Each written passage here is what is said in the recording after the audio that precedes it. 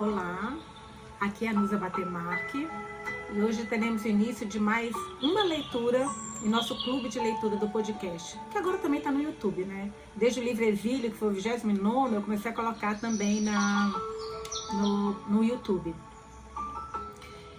Esse livro que nós vamos começar hoje é um livro que eu confesso que eu estou com uma expectativa muito grande. Eu tenho uma coisa que me assusta sobre livros, que é unanimidade.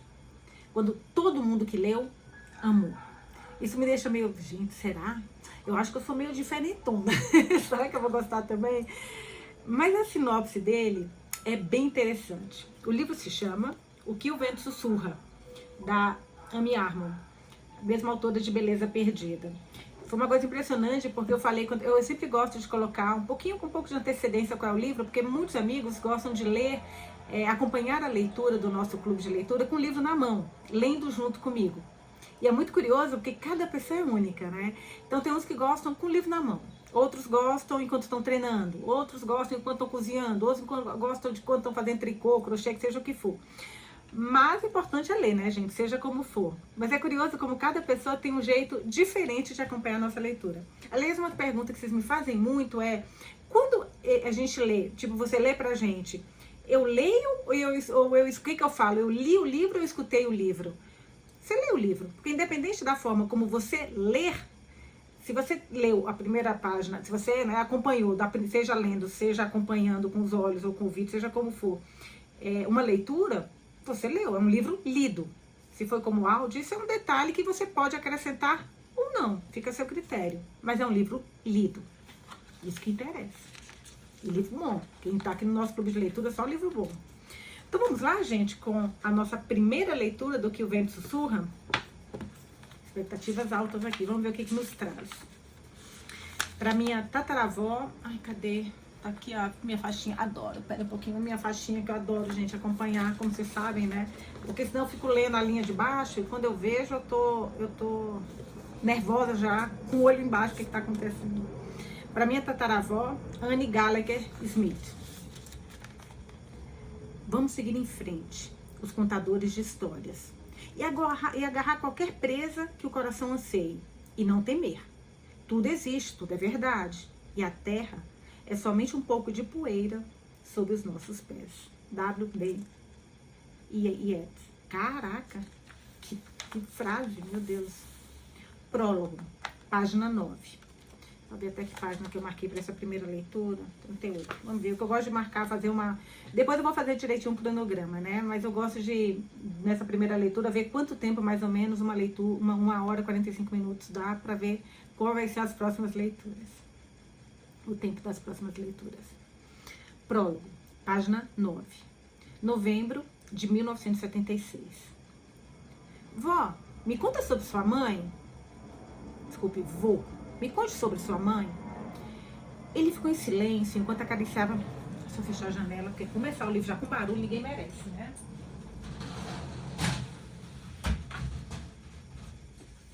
Eu odeio barulho, gente. Assim, quando eu tô lendo muito barulho, eu distraio um pouco.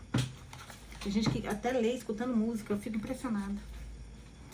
Vamos lá. Prólogo, novembro de 1976.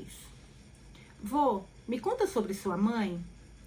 Ele ficou em silêncio enquanto acariciava meus cabelos. E por um longo momento, pensei que não tivesse me ouvido. Ela era linda. Tinha cabelos escuros, olhos verdes assim como os seus. Você tem saudades dela? Lágrimas escorreram pelo canto dos meus olhos e umedeceram seu ombro sobre minha bochecha. Eu sentia muita falta da minha mãe. Não mais, meu avô suavizou. Por quê? De repente eu fiquei com raiva dele. Como ele podia traí-la dessa maneira? Era sua obrigação sentir saudades dela. Porque ela não está comigo. Isso me fez chorar mais ainda. Fique calma, Anne. Calma, calma. Esse avô não sabe que falar para uma mulher se ficar calma é a mesma coisa que falar saia das profundezas do diabo que tem dentro do seu corpo, minha filha. É avô, talvez o avô tenha outro resultado, né? Mas vamos lá. Fique calma, Anne. Calma. Calma. Se você chorar, não vai conseguir ouvir. Ouvir o quê? Engoli em seco, distraída da minha angústia. O vento, ele está cantando. Eu me animei, ergui da cabeça para escutar o que meu avô podia ouvir. Não estou ouvindo música nenhuma, argumentei. Preste mais atenção. Talvez ele esteja cantando para você. O vento uivou apressado, pressionando a janela do meu quarto. Cara, eu adoro o que o vento sussurra, o nome do livro. Eu adoro quando já começa mostrando o título do livro na história. Quando aparece o título, então eu adoro. Mas vamos lá. Eu ouço o vento, confessei, permitindo que o som me embalasse. Mas ele não está cantando uma canção muito bonita, parece mais um grito. Talvez o vento esteja tentando chamar sua atenção. Talvez ele tenha algo muito importante para dizer, murmurou meu avô. Ele não quer que eu fique triste, sugeri. Sim, exatamente. Quando eu era pequeno, mais ou menos da sua idade, também estava muito triste. E alguém me falou que tudo ficaria bem, porque o vento já sabia. Caraca, que lindo isso, gente. Já sabia o quê? Perguntei confusa. Ele cantou um trecho de uma música que eu nunca tinha ouvido em uma voz calorosa e ondulante. O vento e as ondas ainda se lembram dele. E parou de cantar de repente como que não soubesse o que vinha depois. Se lembram de quem? Pressionei. De todos os que já viveram. O vento e a água já sabem. Ele disse suavemente. Sabem o quê? Tudo. O vento que você ouve é o mesmo que sempre soprou. A chuva que cai é a mesma. Indefinidamente, dando voltas como um enorme círculo. O vento e as ondas estão aqui desde que tudo começou. As pedras e as estrelas também. Mas as pedras não falam. E as estrelas estão longe demais para nos contar o que sabem. Elas não conseguem ver a gente.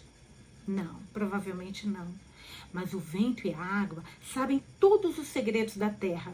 Eles viram e ouviram tudo o que já foi dito e feito.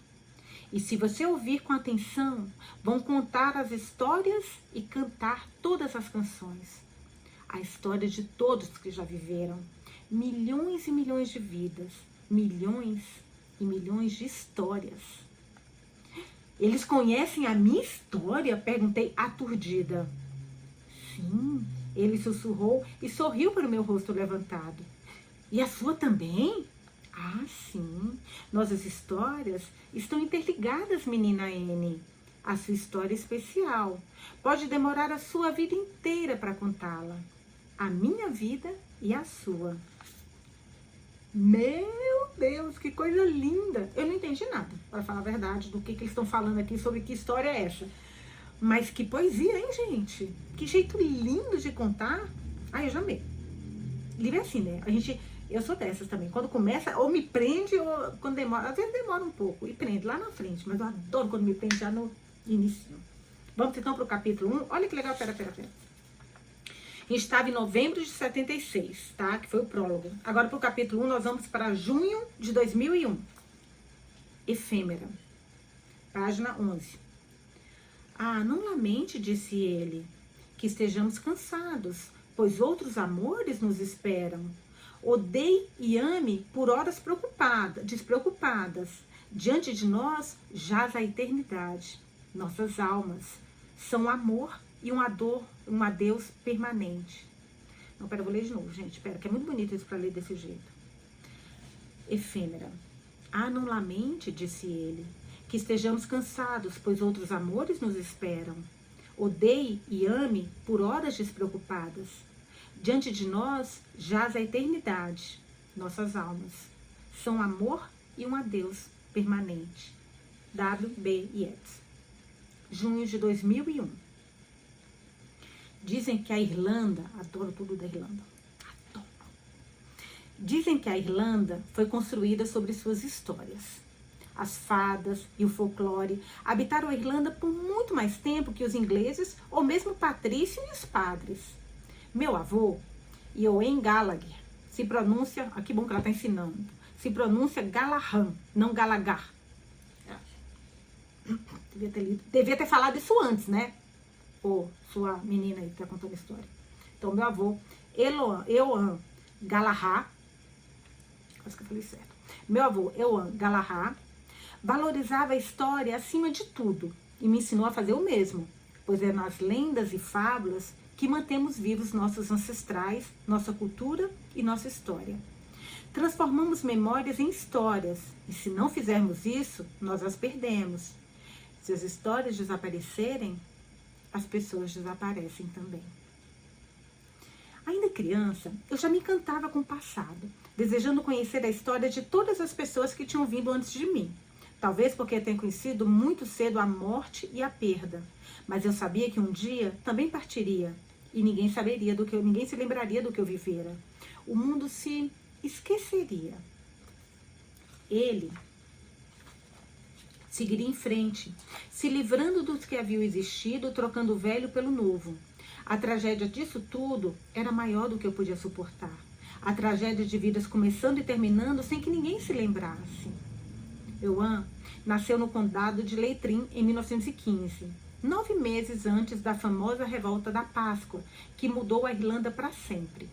Seus pais, meus bisavós, morreram nessa rebelião e Euan ficou órfão, sem conhecer nenhum dos dois. Meu avô e eu éramos parecidos nesse sentido. Os dois se tornaram órfãos muito jovens, a sua perda se transformando na minha, a minha se tornando a dele. Eu tinha 6 anos quando perdi meus pais. Era só uma garotinha com a língua presa e uma imaginação muito fértil. E Euan apareceu, me resgatou e me criou. Quando eu tinha dificuldades para pronunciar as palavras, meu avô me dava papel e caneta. Se você não consegue pronunciar, escreva. Elas duram mais assim. Escreva todas as suas palavras, N. Escreva e dê a elas um lugar para ir. É óbvio que eu vou marcar essa frase. Meu Deus, que coisa mais linda. Se você não consegue pronunciar, escreva. Isso é muito a nossa cara, né, gente? Se você não consegue pronunciar, escreva. Elas duram mais assim. Escreva todas as suas palavras, M. Escreva. E dê a elas um lugar para ir. E foi o que eu fiz. Mas essa história não é como nenhuma fábula que eu já contei, nenhuma história que eu já escrevi. É a história da minha família, tecida no pano do meu passado, marcada no meu DNA, gravada na minha memória. Tudo começou, se é que existe um começo, quando meu avô estava morrendo. Tem uma gaveta trancada na minha mesa, disse meu avô. Sim, eu sei, provoquei como se essa gaveta trancada fosse algo que eu tivesse tentado abrir. Na verdade, eu não fazia ideia. Eu não morava na casa dele no Brooklyn fazia muito tempo e não o chamava de avô, fazia mais tempo ainda. Ele era apenas Euan agora, e suas gavetas trancadas não eram da minha conta. Sem gracinha, mocinha, repreendeu Euan, repetindo uma rima que eu tinha ouvido milhares de vezes na vida. A chave está no meu chaveiro. É a menor de todas. Pega para mim. Fiz o que ele pediu, seguindo suas instruções e colocando para fora o que havia na gaveta. Um grande envelope pardo estava em cima de uma caixa cheia de cartas, centenas delas, ordenadas e agrupadas sistematicamente. Parei por um momento ao ver as cartas e notei que nenhuma delas parecia ter sido aberta. Havia uma data escrita em uma letra bem pequena no canto de cada uma delas. Isso era tudo. Traga o envelope pardo para mim. Euan instruiu, sem erguer a cabeça do travesseiro. Ele tinha enfraquecido tanto no último mês que raramente saía da cama.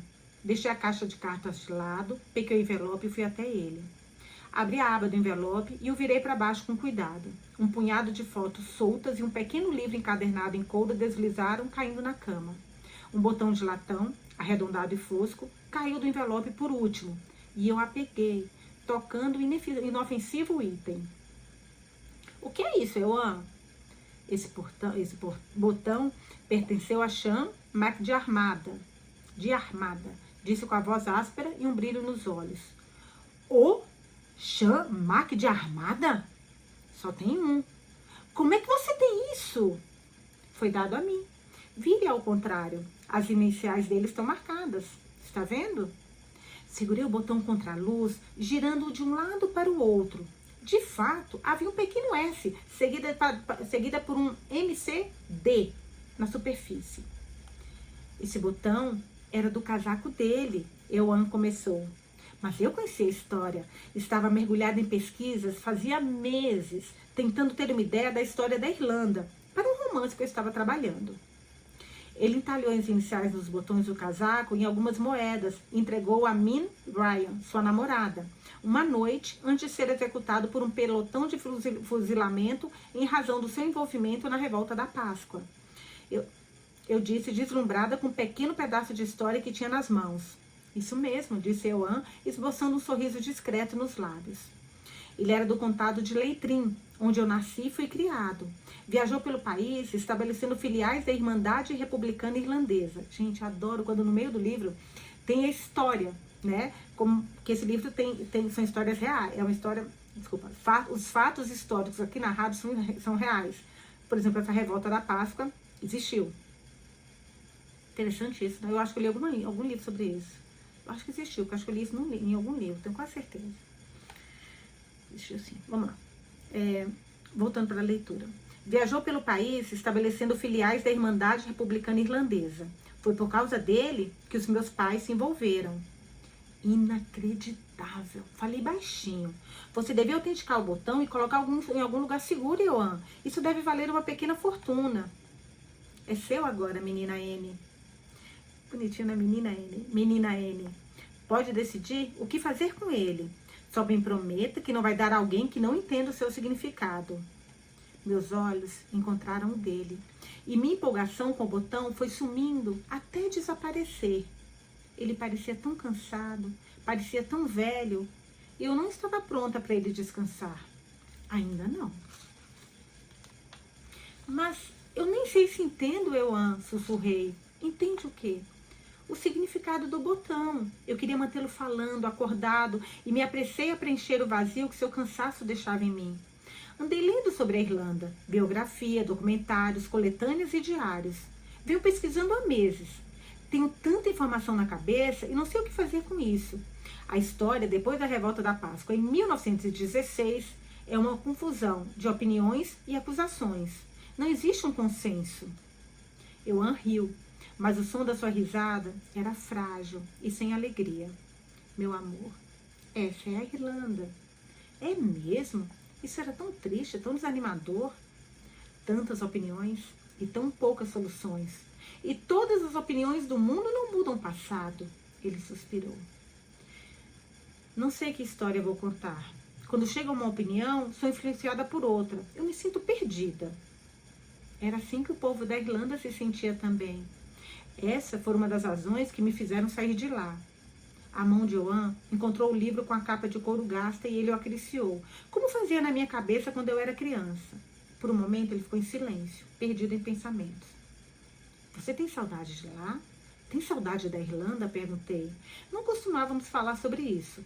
A minha vida, a nossa vida juntos, era nos Estados Unidos, em uma cidade tão viva e vibrante como os olhos azuis de Eoan. Eu sabia muito pouco da vida do meu avô antes de mim. E ele nunca se mostrava interessado em me inteirar sobre isso. Eu tenho saudade das pessoas. Saudade do cheiro dos campos verdes. Saudade do mar e da atemporalidade. A Irlanda é atemporal. Ela não mudou muito. Não escreva um livro sobre a história da Irlanda, Anne. Já existem muitos. Escreva uma história de amor. Mesmo assim, ainda preciso de um contexto, Eoan, argumentei sorrindo. Sim, precisa. Mas não deixa a história distrair você das pessoas que a viveram. Mas não deixa a história distrair você das pessoas que a viveram. Eoan pegou uma das fotos, os dedos tremendo enquanto a se aproximava do rosto para estudá-la melhor. Existem caminhos que inevitavelmente levam ao sofrimento. Atos que roubam a alma dos homens, deixando-os vagar eternamente sem ela, tentando encontrar o que perderam. Murmurou como se estivesse citando algo que já ouvira antes, algo que o tinha tocado. Ele me deu a foto que estava em suas mãos. Quem é ela? Perguntei, encarando a mulher que me fitava ferozmente de volta.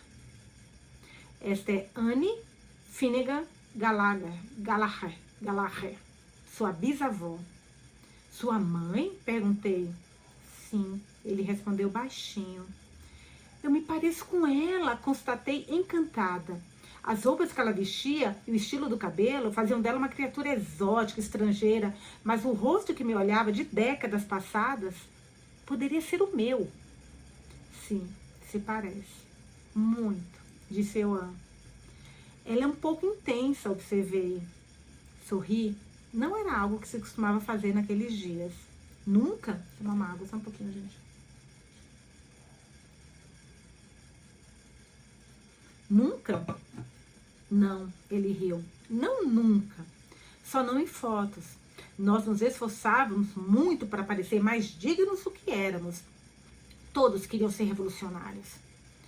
E esse é meu bisavô? Apontei para o homem do lado de Anne na foto seguinte. Sim, meu pai, Declan Galarra. Eu vou me acostumar. É que tá no início, tá, gente? Então, os nomes, você sabe que no início a gente vai embolando assim. Depois sabe.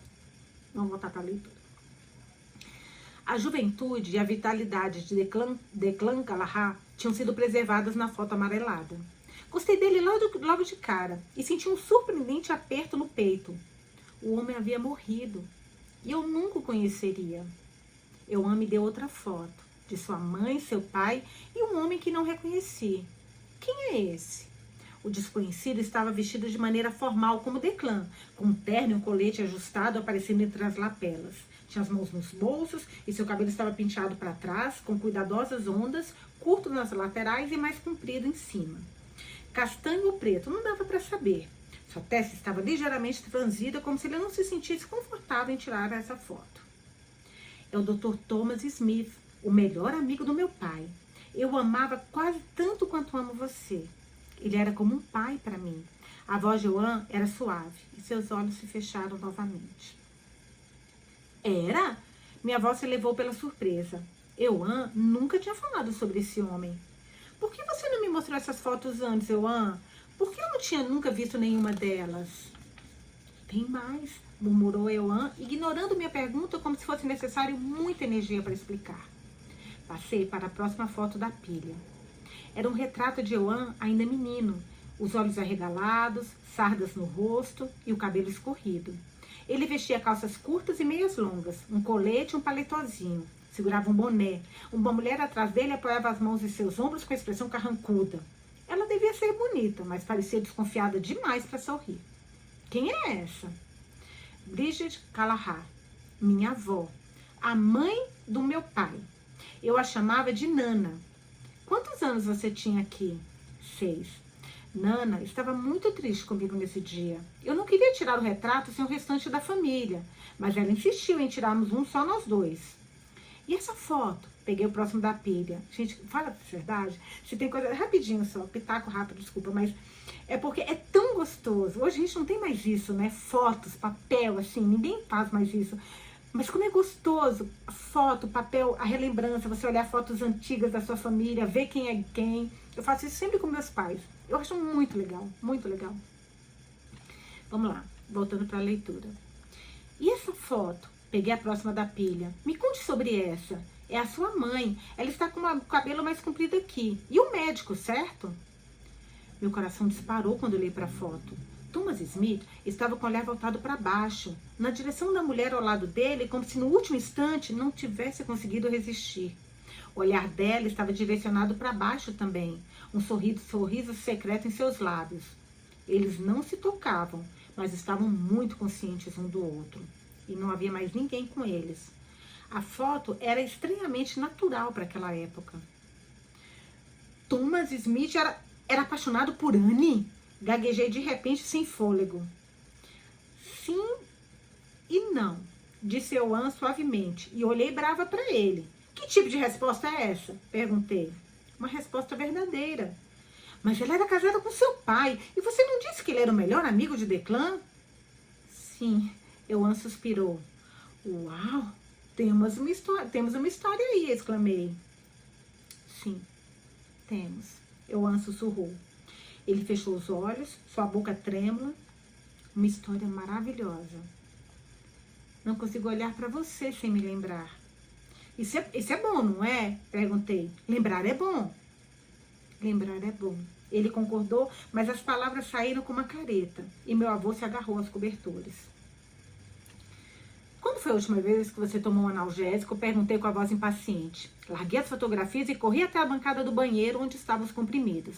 Aflita, peguei um e enchi um copo com água. Em seguida, ergui a cabeça de Euan para ajudá-lo a engolir. Eu queria que ele estivesse no hospital, cercado de pessoas que pudessem cuidar dele. Mas ele pediu para ficar em casa comigo. Meu avô passara a vida cuidando de doentes e moribundos. 6 meses antes, quando fora diagnosticado com câncer, ele calmamente anunciou que não faria tratamento. Sua única concessão aos meus pedidos chorosos era que ele controlaria a dor. Você precisa voltar, menina Anne, disse ele um pouco depois, o comprimido fazendo sua voz ficar sonolenta e suave.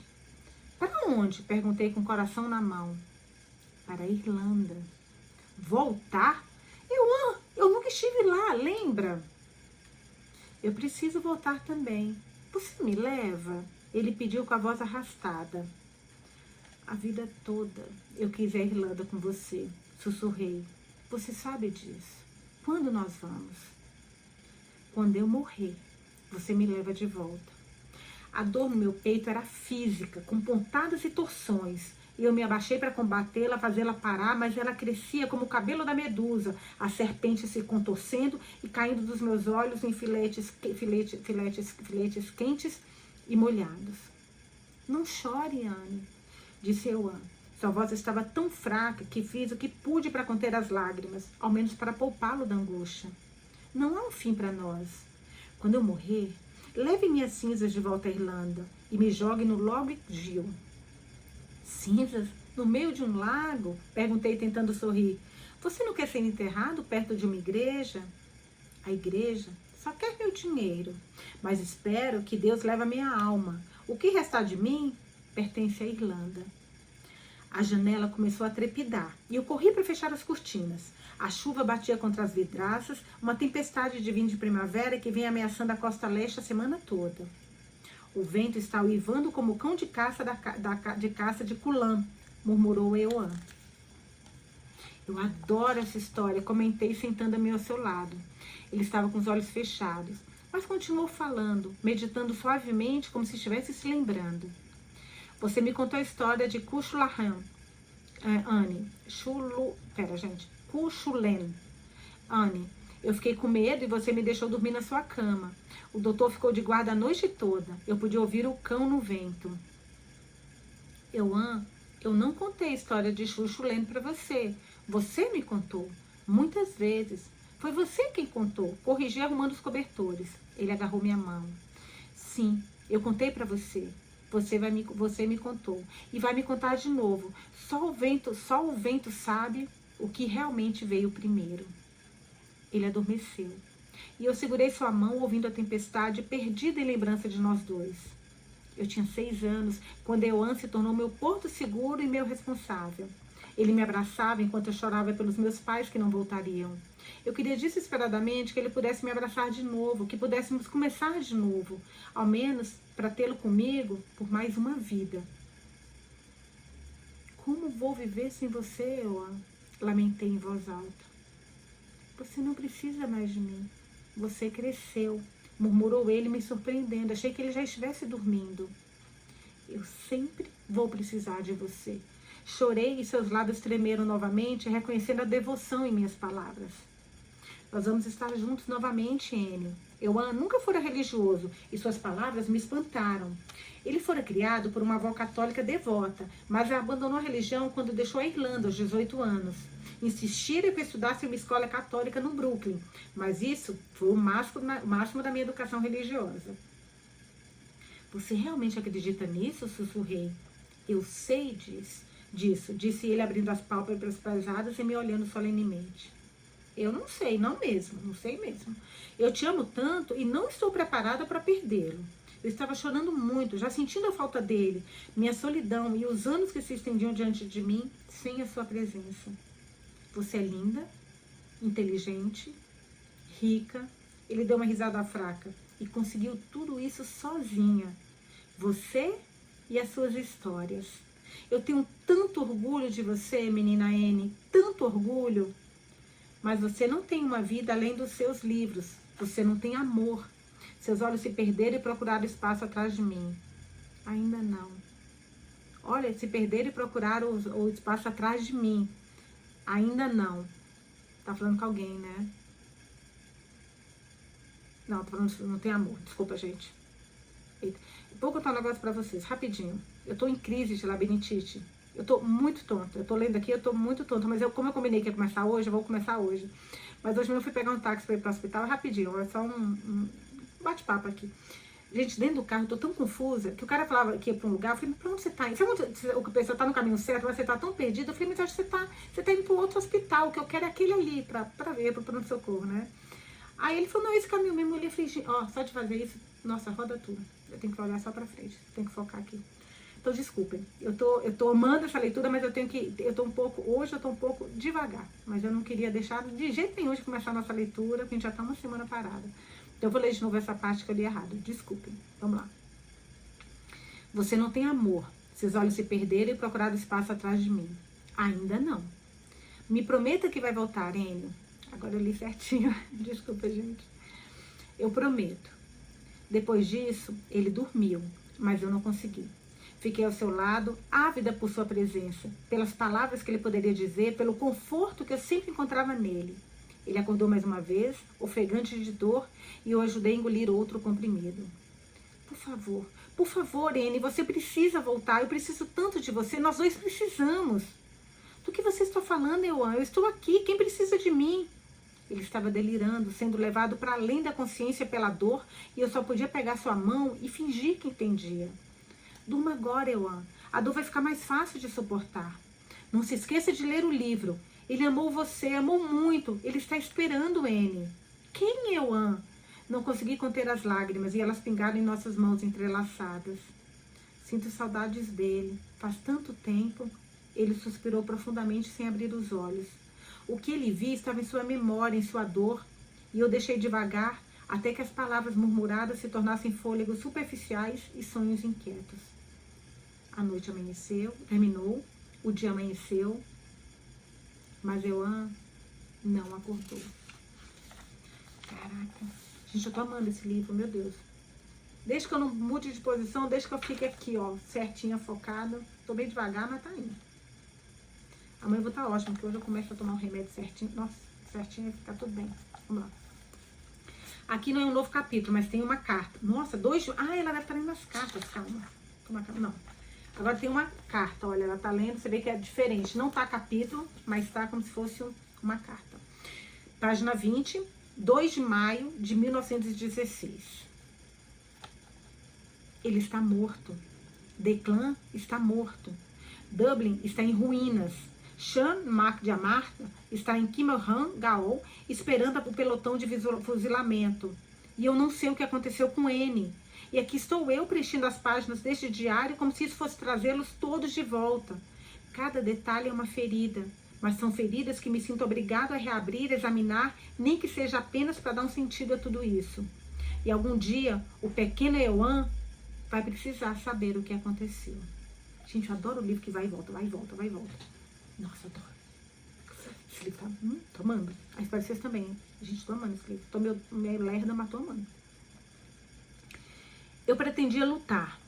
Comecei a segunda-feira de Páscoa com um fuzil na mão, que larguei e nunca mais peguei de volta. Desde o momento em que invadimos o Correio Geral e eu estava coberto de sangue e caos no pronto-socorro improvisado. Havia pouca organização e muito entusiasmo. E nos primeiros dias, ninguém sabia o que fazer. Mas eu sabia como cuidar de ferimentos e estancar sangue. Sabia fazer uma tala e retirar uma bala. Por 5 dias, sob bombardeio constante, foi o que fiz. Os dias se passavam e era como se eu estivesse sonhando em descanso de tão exausto que poderia dormir em pé, minha cabeça balançando ao ritmo dos disparos da artilharia. Apesar de tudo, não conseguia acreditar no que estava acontecendo. Declan estava eufórico e Anne foi às lágrimas quando a canhoneira começou a atirar na Sackville Street, como se o uso de grandes armas solidificasse nossos sonhos de uma rebelião. Ela estava certa de que os britânicos estavam finalmente nos escutando. Sempre os britânicos, né? Pelo amor de Deus, impressionante. Cara, hoje a gente tenta lembrar, teve algum livro que a gente leu sobre a revolta de Páscoa. Nós lemos algum livro no nosso podcast, sabia? Ou na leitura coletiva. Não é estranho para mim isso? Bom, vamos voltar aqui. Ela estava certa de que os britânicos estavam finalmente nos escutando. Eu oscilava entre orgulho e desespero, entre meus sonhos de infância com o nacionalismo e a rebelião irlandesa e a destruição completa que estava sendo infligida. Eu sabia que era inútil, mas fui compelido a participar pela amizade ou lealdade, ainda que meu papel fosse apenas assegurar que os rebeldes, um grupo desorganizado, idealista e fatalista, tivessem alguém para cuidar dos seus feridos. Declan fez Anne prometer que ficaria longe do perigo. Ela, Brigitte e o pequeno Ewan estavam escondidos em minha casa em Montjoy Square, quando Declan e eu nos juntamos aos voluntários que marchavam pelas ruas, ávidos por realizar nossa revolução. Anne juntou-se a Declan no Correio Geral na quarta-feira, chutando uma janela para entrar e escalando o parapeito irregular para chegar até ele. Ela nem notou o sangue escorrendo de um corte em sua perna esquerda e da palma da sua mão em virtude dos vidros quebrados, até que eu a fizesse sentar para poder cuidar disso. Ela disse a Declan que se ele iria morrer, ela morreria com ele. Ele ficou com raiva e ameaçou, mas ela não deu ouvidos e se fez útil como mensageira entre o Correio Geral e a fábrica de Jacob, já que ninguém lhe daria uma arma. As mulheres conseguiam se deslocar mais facilmente de um lugar para o outro sem serem questionadas ou alvos de disparos. Não sei quando sua sorte teve fim. A última vez que eu a vi foi na última sexta-feira pela manhã, quando as chamas se espalharam pelos dois lados da Abbey Street, tornando inevitável o abandono do correio. Comecei a evacuar os feridos para o hospital da Jeff Street com uma maca que eu havia implorado a um funcionário da ambulância St. John. Ele também me deu 3 braceletes da Cruz Vermelha para que não fôssemos alvo de disparos ou barrados ao ir à direção sul até o hospital e voltar repetidas vezes. Connolly torceu o tornozelo, mas não quis sair. Deixei-o sob os cuidados de Dick Ryan, um estudante de medicina que estava lá desde terça-feira. Fiz a viagem 3 vezes antes de anoitecer, e as barricadas impediram que 2 voluntários, garotos de Cork, que tinham vindo a Dublin para se unir à luta, e eu retornássemos. Falei para os meninos saírem da cidade, para começarem a andar. A revolução tinha acabado, e precisavam deles em casa. Então voltei ao hospital da Jeff Street, e encontrei um canto vazio. Dobrei meu casaco sobre a cabeça e desabei. Mas fui acordado por uma enfermeira, que tinha certeza de que o hospital seria evacuado por causa das chamas que haviam me seguido desde o Correio Geral. Voltei a dormir, exausto demais para me importar. Quando acordei, o fogo havia sido contido e as forças rebeldes haviam se rendido. Os soldados britânicos vieram prender os insurgentes, mas a equipe do hospital do Jeff Street disse que eu era um cirurgião, e, milagrosamente, não fui detido. Em vez disso, passei o resto do dia cuidando dos mortos e moribundos na Maury Street, onde 40 homens tentavam garantir uma linha de retirada do Correio Geral em chamas. Tanto civis quanto rebeldes foram mortos pelas forças da coroa. Mulheres, crianças e idosos foram atingidos no fogo cruzado, e seus rostos mortos estavam cobertos de fuligem. Nossa, história pura, hein, gente, essa parte aqui dessa carta. Moscas zumbiam em volta de suas cabeças, algumas tão queimadas que seria impossível reconhecê-las. No fundo do meu coração, eu não conseguia me eximir de parte da culpa. Uma coisa é lutar pela liberdade, outra é condenar um inocente a morrer em sua guerra. Foi aí que encontrei Declan. Eu disse seu nome, passei as mãos em suas bochechas enegrecidas e ele abriu os olhos ao me ouvir. Meu coração disparou. Por um minuto pensei que poderia salvá-lo. Você vai cuidar de Ewan, não vai, Thomas? Você vai cuidar de Ewan e da minha mãe. E de Anne. Cuide de Anne. Onde ele está, Declan? Onde Anne está? Mas então seus olhos se fecharam e sua respiração sibilou na garganta. Eu o levantei sobre o ombro e corri para buscar ajuda. Ele estava morto, eu sabia disso, mas o carreguei para o hospital da Jeff Street, exigi um lugar para deitá-lo, lavei o sangue e a areia da sua pele e do seu cabelo e arrumei suas roupas. Fiz curativo em seus ferimentos que nunca cicatrizariam. E o carreguei novamente pelas ruas, subindo a Jeffs, cruzando a Parnell, atravessando a Gardner Hall e indo pela Montjoy Square. Ninguém me parou.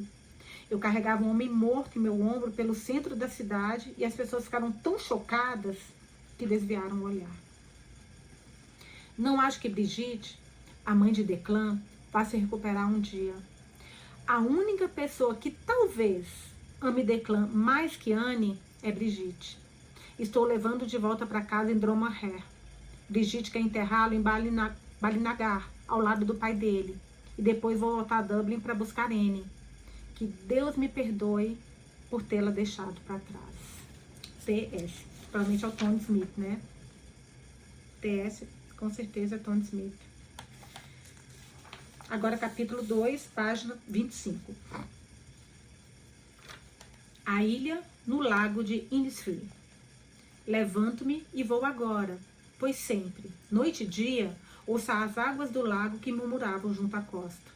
Estando eu na estrada ou na rua sombria, ouço isso no fundo do meu coração.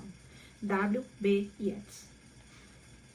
Voei para Dublin, escondendo na mala a urna com as cinzas de Eoin. Eu não tinha ideia se havia leis internacionais ou leis irlandesas sobre o transporte de mortos e decidi que não queria saber.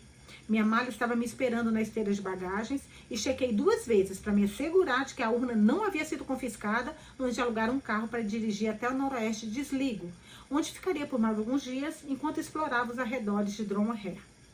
Não me preparei para dirigir na direção contrária da estrada e passei praticamente... Nossa, deve ser muito difícil esse negócio de dirigir do lado errado, né?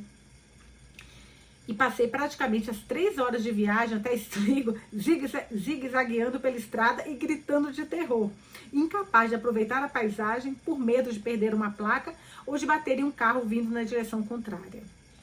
Explicar para o seu cérebro que você tem que dirigir do outro lado, né? Imagina, nossa, deve ser muito difícil. Eu raramente dirigi em Manhattan. Não havia razão para ter um carro, mas Eoin tinha insistido que eu aprendesse a dirigir e tirasse a carteira de motorista. Ele dizia que a liberdade é a capacidade de ir onde manda o coração. E quando cresci, ele me levava para cima e para baixo na costa leste em pequenas viagens e aventuras. No verão em que completei 16 anos, passamos o mês de julho atravessando o país, começando no Brooklyn e terminando em Los Angeles. Foi quando aprendi a dirigir, percorrendo longos trechos de rodovias entre cidadezinhas que nunca mais veria. Sobre colinas onduladas pelos penhascos vermelhos do oeste, através da vastidão do tudo e do nada, com Eoin ao meu lado. Enquanto dirigíamos, memorizei Baile e Aileen, de Yeats, um poema narrativo cheio de lendas e saudades, morte trapaça e amor que transcende a vida. Eoin segurava o exemplar cheio de orelhas de poesia de Yeats e me ouvia tropeçar nos versos, gentilmente me corrigindo e me ajudando a pronunciar os nomes das antigas lendas em gaélico, até que eu pudesse ler cada verso como se eu tivesse vivido. Eu tinha paixão por Yeats, que era obcecado pela atriz Maud Gonne, que, por sua vez, deu seu amor a um revolucionário. Eoin me deixava devagar sobre coisas que eu achava que entendia, mas havia apenas romantizado, como filosofia, política e o nacionalismo irlandês. Contei a ele que um dia queria escrever um livro ambientado na Irlanda durante a Revolta da Páscoa, de 1916. Tragédias fazem boas histórias, mas eu prefiro que a sua história, aquela que você vive, não aquelas que você escreve, seja cheia de alegria. Não se deleite com a tragédia, Anne, regozije-se no amor. E quando o encontrar, não deixe escapar. No fim, o amor é a única coisa da qual você não vai se arrepender, disse Eoin. Eu não estava interessada em outro amor além daquele que se lê nos livros. Quem se identifica, levanta o dedo. Eu não estava interessada em outro amor além daquele que se lê nos livros. Passei o ano seguinte importunando Eoin para me levar à Irlanda, a Dromore, a pequena cidade em que ele nascera. Eu queria o festival Yeats em Sligo. Eoin havia dito que não ficava longe de Dromore e aperfeiçoar meu gaélico. Ele insistira que eu aprendesse. Era a nossa língua, a da nossa vida juntos. Eoin recusou. Foi uma das poucas vezes que nós brigamos. Fiquei falando com sotaque irlandês muito ruim por 2 meses, só para torturá-lo. Você está forçando muito, Anne. Se você pensar em como a sua língua se movimenta na boca, não vai soar natural, ensinava ele estremecendo. Redobrei meus esforços. Eu estava irredutível em minha fixação. Queria ir para a Irlanda. Cheguei a pedir ajuda a um agente de viagens. Depois apresentei a Eoin as informações completas, com opções de datas e preços. Nós não vamos à Irlanda, Anne. Não é o momento. Ainda não. disse ele com uma expressão teimosa no queixo, rejeitando meus folhetos de viagens e itinerários. E quando vai ser o momento? Perguntei, tentando convencê-lo. Quando você crescer. O quê? Mas eu já cresci, insistia, ainda mantendo o sotaque. Está vendo? Agora saiu perfeito, natural. Ninguém saberia que você é americana, observou ele, tentando me distrair. Eu amo, por favor, ela está me chamando, gemi teatralmente, mas estava sendo sincera em meu fascínio. Realmente, a Irlanda estava me chamando. Eu sonhava com isso, ansiava por isso. Eu acredito, Anne, acredito mesmo, mas não podemos voltar ainda. E se nós formos e nunca mais voltarmos? A ideia me encheu de entusiasmo. Então nós ficamos. A Irlanda precisa de médicos. Por que não? Eu poderia fazer faculdade em Dublin. A nossa vida agora é aqui, Ewan argumentou. O momento vai chegar, mas não agora, Anne. Aliás, rapidinho, gente, procurem no Google a biblioteca da faculdade de Dublin. Vocês vão morrer. Morrer. É a coisa mais... Vocês não têm noção. Procurem.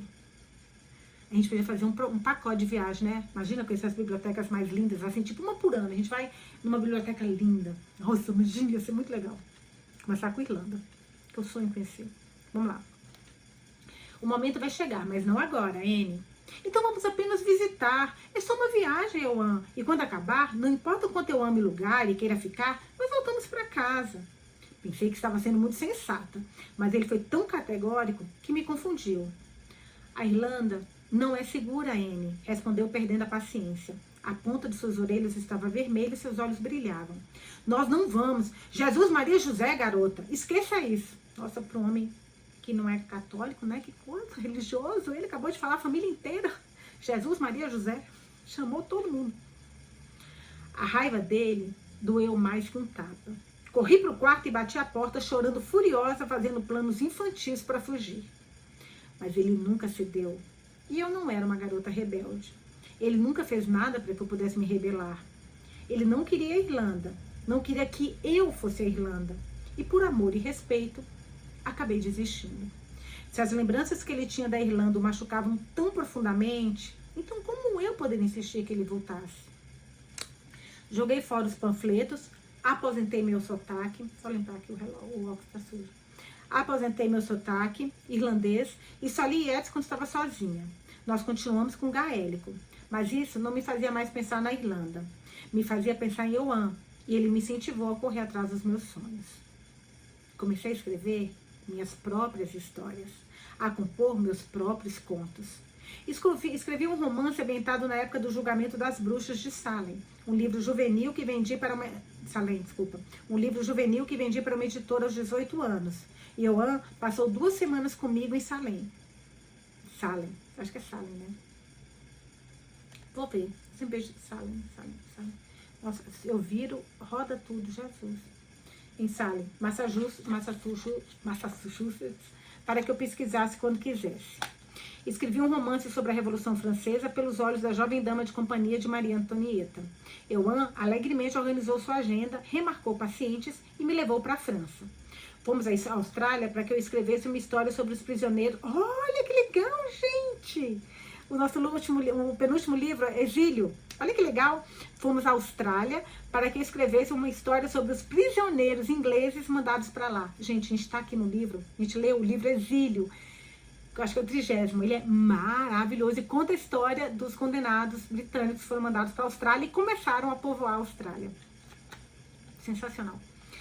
Bom, voltando. Fomos à Itália, a Roma, para que eu pudesse escrever a história de um jovem soldado durante a queda do Império Romano. Fomos ao Japão, às Filipinas e ao Alasca. Tudo em nome da pesquisa. Mas nunca fomos à Irlanda. Fiz dezenas de viagens sozinha. Passei os últimos 10 anos da minha vida absorta no trabalho, escrevendo uma história após a outra, viajando de um lugar a outro para pesquisar e escrever. Eu poderia ter ido à Irlanda sozinha, mas não fui. Nunca parecia o momento certo e havia sempre 1000 outras histórias para contar. Fiquei esperando por Ewan, mas agora ele se foi. Ewan se foi. E eu finalmente estava na Irlanda, dirigindo do lado contrário da estrada, com o fantasma do meu avô na cabeça e suas cinzas no porta-malas. A raiva que eu senti aos 16 anos, a injustiça e a confusão diante da sua recusa, cresceu em meu peito novamente. Que droga, Euan, você deveria estar aqui comigo agora, gritei, estapeando o volante.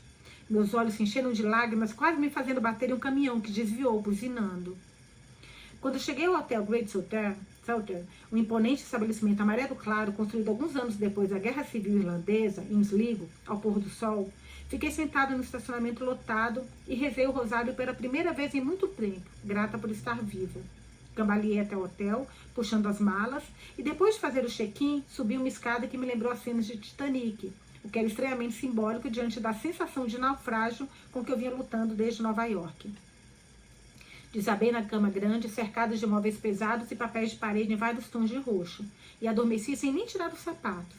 Acordei 12 horas depois, desorientada e faminta, e me arrastei até o banheiro para me aconchegar na banheira ridicularmente estreita, tremendo enquanto tentava descobrir como ligar a água quente.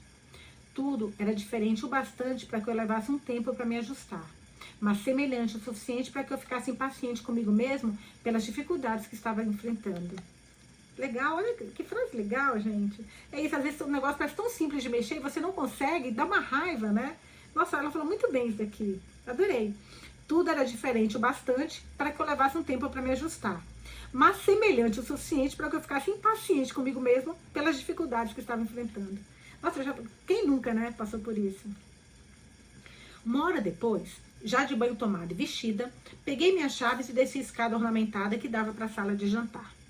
Andei pelas ruas de Sligo, tragicamente maravilhada, a menina em mim boquiaberta com as coisas mais simples. A mulher de luto, arrasada, porque eu finalmente estava lá e Euan não estava comigo. Desci a Wolfton Street e fui até o templo, onde fiquei embaixo da torre do sino da enorme catedral de Sligo, com a cabeça inclinada para trás enquanto esperava que ela tocasse. Que ele tocasse o sino. O rosto de William Butler Yeats, de cabelo branco e óculos, estava pintado em um muro ao lado das palavras que proclamavam que aquele era o país de Yeats. Na pintura, ele estava parecido com Steve Martin, e fiquei ressentida com o desenho cafona. Yeats merecia mais do que um mural mal feito. Passei direto pelo Museu de Yeats em severo protesto. A cidade fica acima do mar, e aqui e ali, a longa praia, brilhante e exposta pela maré... Pela maré... Só um pouquinho, gente, eu me perdi. Me espiava. Eu tinha andado muito, sem nem prestar atenção à distância que havia percorrido. Meus olhos decorando o que estava ao redor. Entrei em uma doceria, precisava de açúcar e de informações sobre como voltar ao hotel. E a Dromher, caso fosse me aventurar outra tarde ao volante. O dono era um homem simpático, com seus 60 anos, que me vendeu alcaçuz azedo e docinhos de chocolate e caramelo, e perguntou sobre a minha visita a Sligo. O sotaque americano me entregou. Quando mencionei Dromher e uma busca ancestral, ele acenou com a cabeça. Não é longe, uns 20 minutos. Você vai gostar de dar uma volta ao redor do lago. Continue na 286 até ver a placa de Dromher. É uma bela viagem e o castelo de Park fica no caminho. Vale a pena parar para conhecer.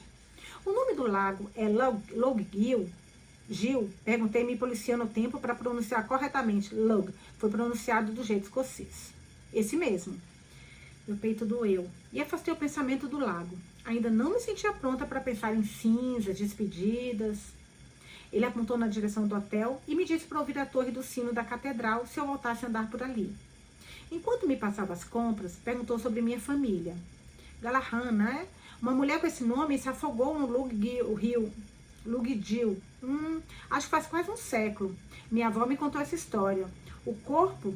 Nossa, quem foi essa mulher que se afogou, gente? Olha isso, Galahad. Uma mulher com esse nome se afogou no Lough Gill, que é o lago, né? Lough Gill, que é o lago. Acho que faz quase um século. Minha avó me contou essa história. O corpo nunca foi encontrado. Mas em noites claras, as pessoas dizem que às vezes é possível vê-la andando na água. Temos a nossa própria mulher do lago. Acho que ele escreveu um poema sobre ela. Pensando bem, ele escreveu até um poema sobre Dromher. Ele estava no meio de uma multidão em Dromher e seu coração dependia de um vestido de seda. E pelo menos ele conhecer um pouco de ternura, antes que a terra o levasse aos seus cuidados severos. Citei com a entonação do sotaque irlandês que aperfeiçoara na juventude. Eu não conhecia o poema sobre a mulher fantasma, pelo menos não fui capaz de me lembrar de nada parecido, mas sabia sobre essa amada Dromher de Euan. Isso mesmo, nada mal, moça, nada mal mesmo. Sorri e agradeci, colocando um pedaço de chocolate na boca, enquanto perambulava de volta a cidade afora, em direção ao motel, que cheirava a tempos e eras passadas. O homem da doceria estava certo. A viagem para Nome Ré era linda. Eu a prolonguei, agarrando o volante, fazendo as curvas bem lentamente para minha própria segurança e para a segurança do viajante irlandês desavisado. Às vezes, a vegetação se erguia tão densa de ambos os lados que eu me sentia provocada pelo acostamento, o qual ameaçava fechar a estrada a cada curva. Então a folhagem cessou e o lago brilhou abaixo, me dando boas-vindas. Encontrei o mirante e parei o carro. Subi no muro baixo de pedras que separava a estrada da planície do lago para apreciar a vista. Pelo mapa, eu sabia que Lougs Hill era grande, estendendo-se de Sligo até o condado de Leitrim. Mas de onde eu estava, olhando para a margem leste, parecia intimidado e retraído, cercado de terras agrícolas quadradas, delimitado por pedras que se erguiam das margens até as colinas por todos os lados. Às vezes, uma casa despontava na colina, mas eu não imaginava que a vista fosse muito diferente do que era 100 anos antes. Eu podia facilmente acompanhar o muro e descer a longa encosta de grama para chegar à margem, embora talvez estivesse mais longe do que parecia olhando de cima. Levei isso em consideração, pensando também que levaria a urna comigo para a temida tarefa que me acompanhava. Parte de mim não queria nada a não ser mergulhar os pés no azul plácido e contar a Ioan que eu havia encontrado seu lar. Resisti ao chamado da água sem saber se o terreno até a margem do lago era pantanoso sob a grama que se estendia à minha frente. Ficar presa na lama até os quadris com a urna de Ioan não estava nos meus planos. 10 minutos depois, eu estava descendo a rua principal da pequena Nome Ré, procurando por sinais e símbolos. Não sabia por onde começar. Não podia sair por aí batendo de porta em porta, perguntando sobre pessoas que haviam vivido tanto tempo antes. Caminhei pelo cemitério de uma igreja, olhando os nomes e as datas, os grupos que indicavam famílias, as flores que indicavam amor. Não havia Galahad no pequeno cemitério, então voltei para o carro e continuei descendo a rua principal até encontrar uma pequena placa que dizia biblioteca, sublinhada por uma seta que apontava para uma rua estreita, não mais que um beco. A construção era um pouco maior do que uma cabana de pedra, com 4 paredes ásperas, teto de telhas e 2 janelas escuras. Mas bibliotecas eram ótimas para pesquisa. Parei no estacionamento de cascalho com espaço para no máximo 3 carros e desliguei o motor. Por dentro, era menor que o escritório da minha casa em Manhattan. E apartamentos em Manhattan eram notoriamente pequenos, mesmo quando custavam $2 milhões. Uma mulher, talvez alguns anos mais velha que eu, estava curvada sobre um romance e livros que precisavam ser recolocados na prateleira jaziam empilhados sobre a mesa. Ela se ajeitou na cadeira e sorriu vagamente, ainda perdida em sua história. Eu estendi a mão para cumprimentá-la. Olá, eu sei que pode parecer estranho, mas pensei que talvez a biblioteca seria um bom lugar para começar. Meu avô nasceu aqui em 1915, um ano antes da Revolta da Páscoa, que foi a independência da Irlanda, né? Meu avô nasceu aqui em 1915. Ele disse algo sobre o pai dele ser fazendeiro. Meu avô foi para os Estados Unidos no começo dos anos 30 e nunca mais voltou. Eu queria ver, acenei inutilmente em direção à ampla janela que dava para o pequeno beco e pela qual não havia nada para ver. De onde ele era e talvez descobrir onde os pais dele estão enterrados. Qual o sobrenome da família? Galahad. Eu disse, esperando não ouvir novamente a história da mulher que morreu afogada no lago. É um sobrenome bem comum. Minha mãe era Galahad, mas ela é de Donegal. Deve ser tipo um nome comum, né? Souza, Silva, Gonzaga, né? Eu tenho Gonzaga também. Deve ser, esse Galahad talvez seja um nome também, não comum, mas tradicional no país, né? Tem alguns sobrenomes que são tradicionais. Talvez seja, porque você viu o que ela falou? É um sobrenome bem comum. Deve ser. Eu achei que fosse tão diferente. Mas vamos lá. Ela se levantou e contornou a mesa e as pilhas de livros que claramente não tinham de colocar. Temos uma coleção inteira de livros escritos por uma mulher chamada Galahad. Ela parou na frente de uma prateleira e endireitou uma pilha. Foram escritos no começo dos anos 20, mas impressos profissionalmente e doados à biblioteca na primavera passada. Já li todos, realmente encantadores, todos eles. Ela estava à frente do seu tempo. Sorri e concordei com a cabeça. Livros de uma mulher com o mesmo sobrenome que eu não era exatamente o que estava procurando, mas eu não queria ser rude. Que aldeia? Ela perguntou em expectativa. Olhei para ela sem expressão. Aldeia? A terra é dividida em aldeias, e cada uma tem um nome. Existem cerca de 1.500 aldeias no condado de Leitrim. Você disse que o seu bisavô era fazendeiro. Ela sorriu com tristeza. Todos na zona rural da Irlanda eram fazendeiros, meu amor. Pensei na minúscula vila pela qual dirigi, o aglomerado de casas e a pequena via principal. Eu não sei. Não tem um cemitério? Pensei que poderia explorar um pouco. É um condado pequeno, não é? Foi a vez dela de me olhar sem expressão. Há lotes em todas as aldeias. Se você não souber a aldeia, nunca vai achar o túmulo. E a maioria dos túmulos antigos não tem lápide. Era preciso ter dinheiro para ter uma lápide e ninguém tinha dinheiro. Eles usavam marcadores. A família sabe quem é quem. Mas eu sou da família e eu não tenho a menor ideia. Soltei estranhamente emotiva. Problemas com fuso horário, experiências de quase morte e agulhas em palheiros estavam começando a me abalar. Vou ligar para Maeve. Ela foi secretária da paróquia de Killanumary por quase 15 anos. Ofereceu a mulher com os olhos arregalados pela minha angústia. Talvez tenha alguns registros de igrejas que você possa examinar. Se tem alguém que sabe de alguma coisa, esse alguém é Maeve. Ela pegou o telefone e discou o número de memória, seus olhos passando desconfortavelmente entre mim e a pilha de livros na mesa. Maeve, aqui é a Deidre, da biblioteca. O livro que você estava esperando está disponível. Não esse. Aquele sobre o bad boy bilionário. Deidre ficou em silêncio, assentindo com a cabeça, embora a mulher com quem estava falando não pudesse ver. Isso mesmo. Eu dei uma espiada, você vai gostar. Seus olhos se voltaram para mim e se afastaram novamente. Maeve, estou com uma mulher aqui. Ela veio dos Estados Unidos e disse que a família é dessa região. Será que tem algum registro da paróquia em que ela poderia dar uma olhada? Ela quer descobrir onde eles estão enterrados. Assentiu de novo, mas com expressão triste desta vez. Imaginei que Maeve estivesse falando o que ela já sabia. Você pode ir a Ballinamore, disse Deidre, afastando a boca do telefone como se Maeve a estivesse instruída a me dizer isso. Imediatamente.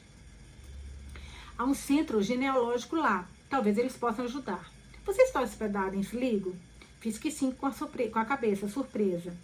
Aqui não há onde se hospedar, a menos que você tenha alugado um quarto na mansão perto do lago. Mas a maioria dos turistas não sabe da existência do lugar. Eles não divulgam, explicou Deidre. Balancei a cabeça, indicando que eu também não sabia. E Deidre relatou isso a Maeve. O sobrenome da família é Galahad. Ela ouviu por um momento. Eu digo a ela. Afastou o telefone da boca novamente. Maeve pediu que você leve o livro sobre o bilionário para ela e que vocês tomem um chá juntas. Disse que você pode contar a ela sobre sua família e talvez ela pense algo. Ela é tão velha quanto essas colinas, cochichou Deidre, estampando o bocal para que Maeve não ouvisse seu comentário. Mas se lembra de tudo. A mulher abriu a porta antes que eu batesse. Seu cabelo era tão fino e ralo que criava uma nuvem cinza em volta da cabeça. Seus óculos de armação preta tinham lentes da grossura da minha mão e eram mais largos que o rosto. Ela me olhou através dele com seus piscantes olhos azuis e os lábios pintados de fúcsia. Maeve? De repente percebi que não sabia seu sobrenome. Me desculpe, Deidre não me falou seu nome completo. Posso chamá-la de Maeve? Eu conheço você, disse ela sua testa que já era um mapa topográfico de sulcos e vales, enrugando-se mais ainda. Me conhece? Sim. Estendi a mão para cumprimentá-la. Deidre me mandou aqui. Ela não estendeu a mão, mas deu um passo para trás e fez um gesto para que eu entrasse. Qual o seu nome, moça? Só porque conheço o seu rosto não significa que saiba seu nome. Ela se virou e seguiu em frente, claramente esperando que eu a seguisse. Fechei a porta, sentindo o cheiro de umidade e poeira e vendo pelos de gado flutuando ao meu redor. E a segui. Anne Galahad, respondi. Eu sou Anne Galahad. Suponho que esteja uma viagem em busca das minhas raízes. Meu avô nasceu aqui, em Dromore. Eu gostaria muito de descobrir onde os pais dele estão enterrados. Maeve estava se dirigindo a uma pequena mesa posta para o chá, ao lado de uma janela alta, com vista para um jardim revolto. Mas quando falei meu nome, parou abruptamente, como se tivesse esquecido onde estava indo. Eoan? Disse. Sim, Eoan Galahad. Era meu avô. Meu coração acelerou vertiginosamente. Dei alguns passos. Não estava certa se ela queria que eu me sentasse para o chá ou continuasse em pé. Ela ficou imóvel por alguns momentos, de costas para mim, sua pequena figura emoldurada pela luz da tarde e congelada em lembranças ou esquecimento. Eu não sabia qual dos dois. Esperei que ela desse alguma instrução ou fizesse algum convite, torcendo para que ela não tivesse esquecido que eu deixara uma estranha entrar em casa. Limpei a garganta suavemente. Maeve? Ela disse que você viria. Deitre? Sim, ela também enviou seu livro. Tirei-o da bolsa e dei mais alguns passos. Não a Deitre, bobinha. Anne me disse que você viria. Preciso de chá, vamos tomar um chá. Ela murmurou, voltando-se a se mover. Cara, eu tô achando que esse livro vai ter uma pegada de Outlander, na boa. Tô achando. Que Outlander é maravilhoso, né? Vamos lá. Voltando pro livro. Sentou-se à mesa e me olhou com expectativa. Considerei pedir licença e ir embora. De repente, me senti como se estivesse em um romance de Dickens, tomando chá com Miss Havisham. Mas eu não estava interessada em comer bolo de casamento velho e tomar chá Earl Grey em xícaras empoeiradas. É muito gentil da sua parte, desconfessei, apoiando o livro do Bad Boy bilionário na mesinha mais próxima. Euan nunca mais voltou para Domré. Muitos não voltam. Tem um nome para isso, você sabe? Eles chamam de adeus irlandês. Mas aqui está você, disse Maeve, ainda me encarando. Eu não conseguia resistir à atração do nome de Euan. Coloquei a bolsa na cadeira na frente dela e deslizei no assento. Tentei não olhar muito para o pratinho de biscoitos ou para os pratos floridos e as xícaras de chá. Aquilo que você não sabe não te faz mal. Poderia servir? Ela perguntou toda formal. Sim, claro, gaguejei tentando me lembrar de um momento em que me senti mais desconfortavelmente americana. Briguei mentalmente com a etiqueta, tentando lembrar o que vinha primeiro. Forte ou fraco? Perguntei. Forte. Minhas mãos tremiam enquanto eu segurava o pequeno coador sobre sua xícara e enchia 3/4 dela. Euan sempre preferia chá. Eu sabia servir chá. Açúcar, limão ou leite? Perguntei. Ela fungou. Puro. Mordi o lábio para esconder minha gratidão. Derramei um pouco de chá na minha xícara, desejando que fosse vinho. Ela ergueu a xícara até os lábios e bebeu com desinteresse, e eu a imitei. Você conhece Euan bem? Perguntei depois de pousar nos nossos pires. Não muito. Ele era muito mais novo do que eu, e um pouco travesso. Euan era mais novo do que Maeve? Ele tinha quase 86 anos quando morreu. Tentei calcular quanto seria muito mais novo. Tenho 92 anos, disse Maeve. Minha mãe viveu até 103. Minha avó, 98. Minha bisavó era tão velha que ninguém sabia exatamente quantos anos ela tinha. Ficamos felizes em vê-la partir. Escondi o riso com uma tosse recatada. Me deixa olhar para você. Ela ordenou e eu levantei os olhos em sua direção obedientemente. Não consigo acreditar. Você se parece muito com ela, disse maravilhada. Com a mãe de Euan? Com Anne, ela concordou. É fora do normal. Eu vi fotos, a semelhança é bem grande, mas estou surpresa que você se lembre. Você devia ser muito pequena quando ela morreu. Não, ela balançou a cabeça. Não, eu a conhecia bem. Que eu saiba, Declan e Anne Galahad morreram em 1916. Nossa, então a Anne morreu no mesmo ano, gente. Lembra quando o Thomas falou que ia ficar... O médico, né, Thomas? Eu não me lembro se é Thomas. Falou que ia voltar para buscar a Anne, então pelo visto ela tinha morrido. Bom, vamos voltar aqui. Que eu saiba, Declan e Anne Galahad morreram em 1916. Euan foi criado pela avó Brigitte, a mãe de Declan.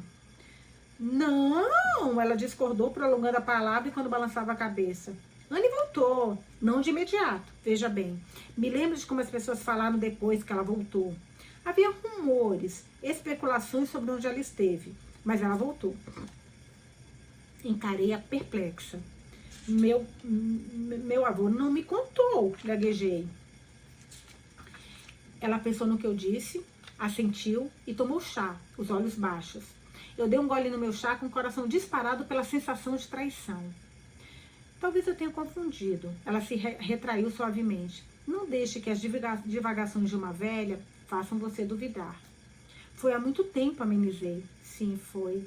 E a memória é uma coisa engraçada, prega peças em nós. Concordei com a cabeça, aliviada por ela ter retirado o que dissera tão facilmente. Por um momento, ela pareceu tão certa e sua confiança fez a minha desmoronar. Desculpa. Só um pouquinho. Fez a minha desmoronar. Eles estão enterrados em Balin Nahar. Disso eu tenho certeza. Corri para pegar meu caderninho e um lápis na bolsa. Como eu chego lá? Bem, é uma bela caminhada daqui. De carro é rápido, nem 10 minutos. Vai na direção sul pela rua principal. Ali, está vendo? E apontou para a porta da frente. Ela vai levar você para fora da cidade. Siga em frente por mais ou menos 3 quilômetros. Você vai virar à direita na bifurcação e continuar por meio quilômetro mais ou menos. Aí vira à esquerda e vai um pouquinho para frente. A igreja de Santa Maria vai estar à sua esquerda. O cemitério é ali também, atrás dela. Parei de escrever quando ela falou para virar à direita. Essas ruas não têm nome?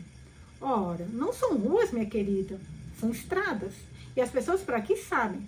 Se você se perder, encoste e pergunte a alguém.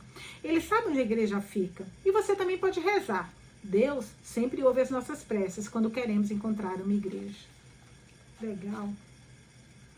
Agora a gente vai para uma carta de 15 de maio de 1916. Espera aí. A primeira carta foi 2 de maio de 1916.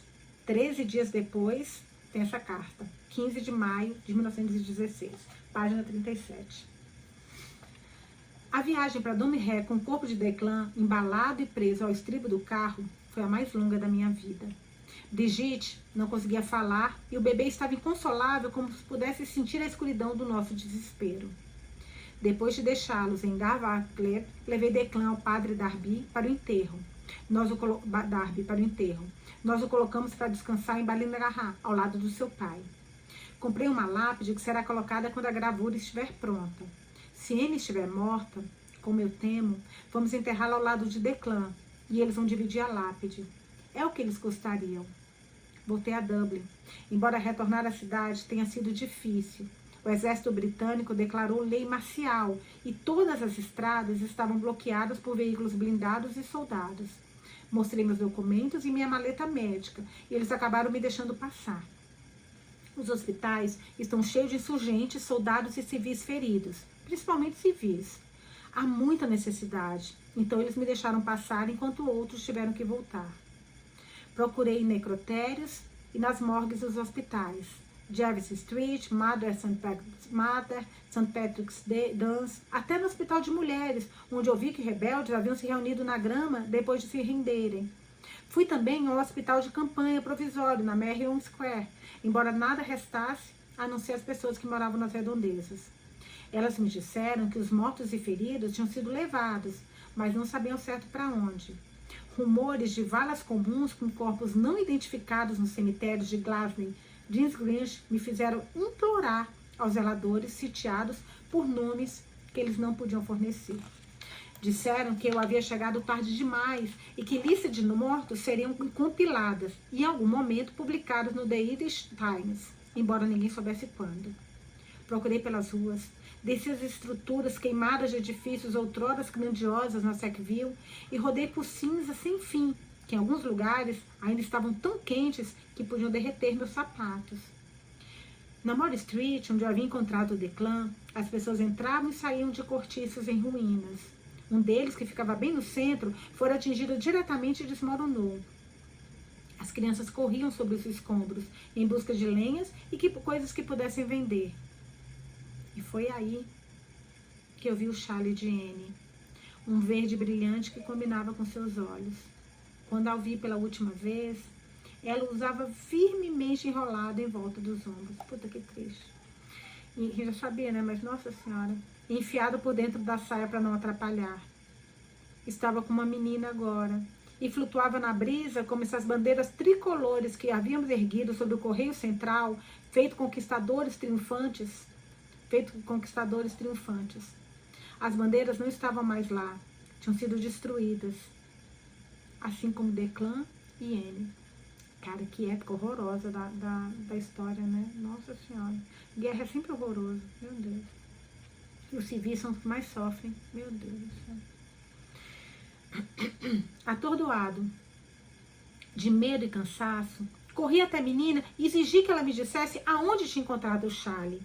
Ela apontou para os escombros sobre seus pés. Tinha um olhar vazio e olhos velhos, embora não pudesse ter mais que 15 anos. estava bem aqui, enterrado debaixo dos tijolos. Tem um furinho, mas vou ficar com ele. Esta era a minha casa, então ele é meu agora. Ela ergueu o queixo como se pensasse que eu queria tirá-lo dela. Talvez eu quisesse, mas em vez disso, passei o restante do dia na pilha de pedras e paredes desmoronadas, procurando o corpo de Anne entre os destroços. Quando o sol se pôs, eu percebi que meus esforços eram inúteis. A menina tirou o chale e me entregou. Mudei de ideia. Pode ficar com ele. Ai, que linda, gente. Caraca. Mudei de ideia. Pode ficar com ele. Deve ser a única coisa que restou da sua senhora. Não pude esconder as lágrimas, e seus olhos já não eram tão velhos quando ela se virou para ir embora.